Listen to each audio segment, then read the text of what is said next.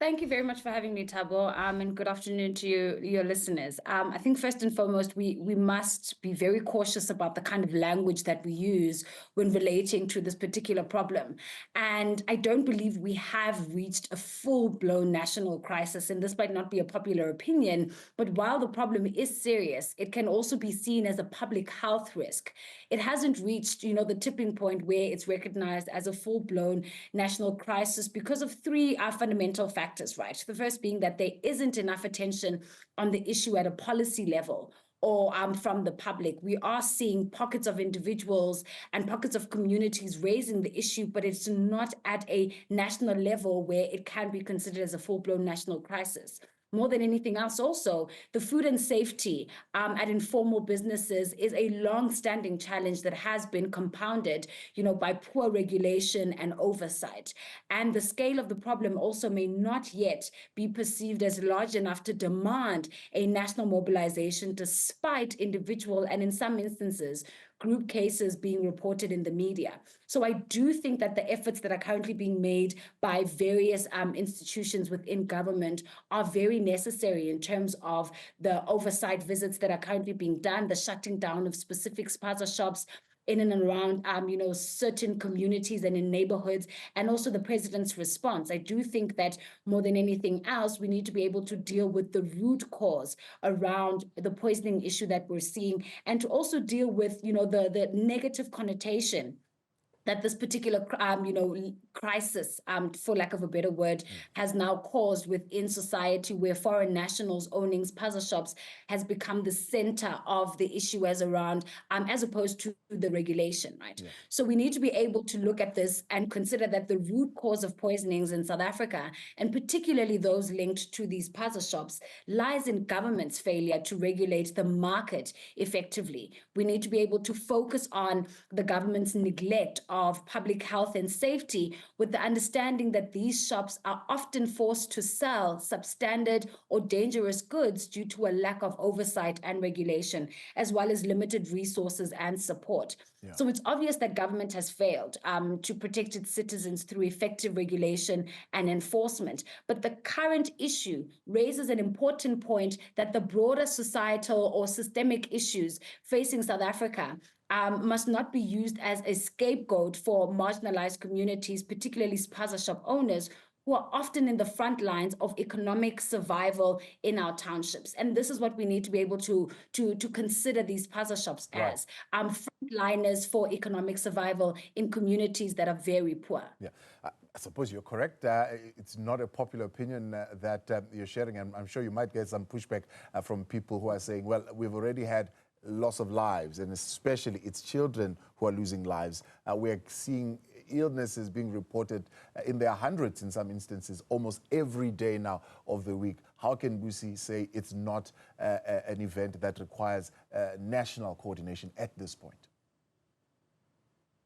I mean, I can definitely understand me not calling it a national crisis, but I have outlined some of the fundamental principles that, inform what a national crisis is. And we have, fortunately, and I think this is a good thing, have not reached that level. And the interventions that we're currently seeing at the moment are not reactionary interventions, but they are preventative measures that, specific agencies are putting into play. Yeah. And this is something that we should take into cognizance and be thankful for, in the sense that we are mitigating a lot of what could potentially become a disastrous full-blown national crisis. Well, someone might say we are not seeing the arrest of the situation. For example, at the city of Johannesburg, they launched their own raid and they're intensifying it. The Nelson Mandela Bay have got their own review of policies. They've got bylaws. They're conducting workshops. The Department of Health in Gauteng has been conducting workshops. Yet we are still reporting on these cases on a daily basis. So what are we missing in those interventions? I think what is essential for us to do now, Tabo, is that we need to reframe this issue to focus on the real culprits, and to focus on the fact that, apart from government negligence, corporate greed and a lack of accountability that allows dangerous products to flood the market, the spaza shops for many remain, a lifeblood of survival in communities that are systematically under-resourced and over-policed.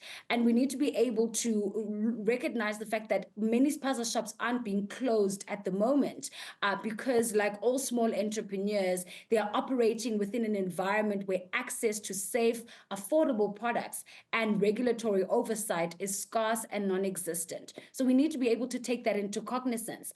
And the measures that are currently being put in place to close down spaza shops are most likely going to have a more negative effect than they are going to be positive. And that's the reality that we need to be faced with, because to a large extent, these spaza shops themselves and their collapse speak to, regulatory systems that should have been in place to ensure food safety standards and, are upheld across all markets, both informal and formal. The reality is, and the questions we actually need to be asking is, why are dangerous products being sold in the first place, right?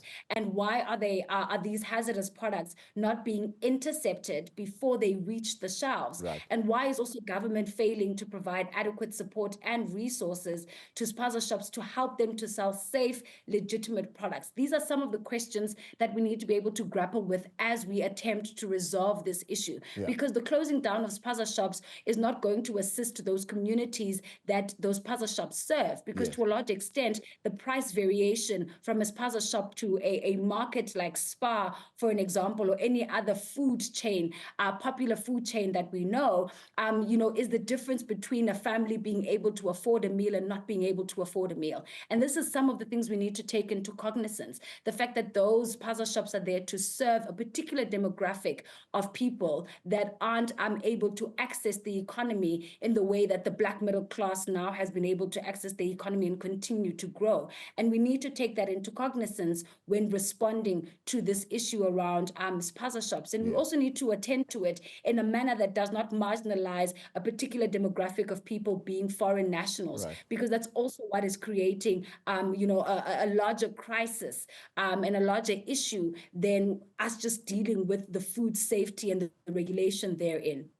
So you're putting this thing, calling for a state of emergency. It's not there yet, but you're saying instead of calling for a state of emergency, one, look at why spaza shops are not properly regulated, why vendors and traders are not regulated. Two, look at why food inspection is not being done. Prep stations, for example, are not properly cleaned and sanitized. Three, why there is a lack of compliance with the verification of food items that are coming to the country and that are making it onto our shelves.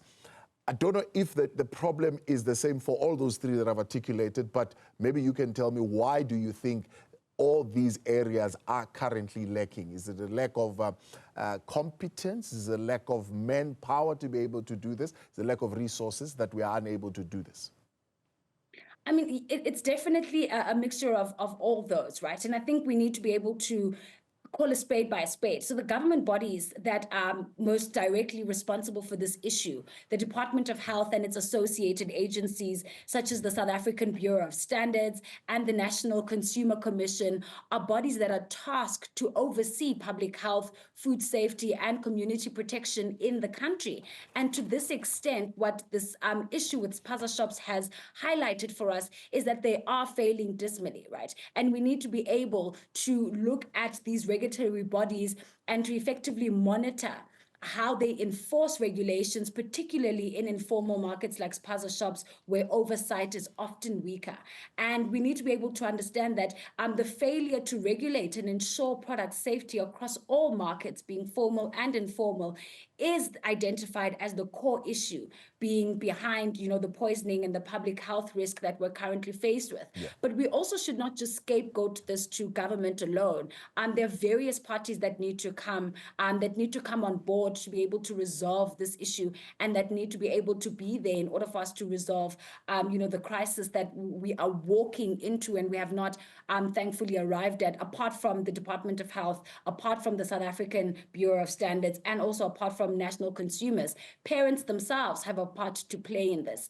Civil society organizations also have a role to play in us addressing this issue effectively without creating a stagnating economic situation within small and informal economic zones like townships. Busi Seabe, social justice activist. I appreciate your intervention this afternoon. Let's take a break. We'll continue in a moment. Deputy